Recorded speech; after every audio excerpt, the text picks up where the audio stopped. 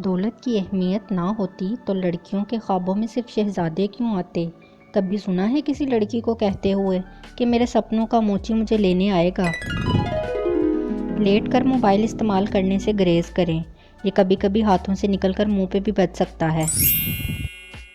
बाबा जी कहते हैं, बेइज्जती और शादी तभी अच्छी लगती है जब दूसरों की होती है। उदास ना हो, हर गुजरता दिन आपको आपकी शादी के करीब लेता जा रहा है। मैंने गूगल से पूछा, एक औरत क्या चाहती है। आज 7वां दिन है, गूगल खामोश होने का नाम ही नहीं ले रहा। जिंदा रहा तो तुम्हारा साथ निभाऊंगा दोस्तों, भूल जाऊं तो समझ जाना शादी हो गई है। टीचर स्टूडेंट से, अपना नाम इंग्लिश में बताओ। Student, long life oven. Teacher, इसका क्या मतलब है। स्टूडेंट, उम्र दराज भट्टी।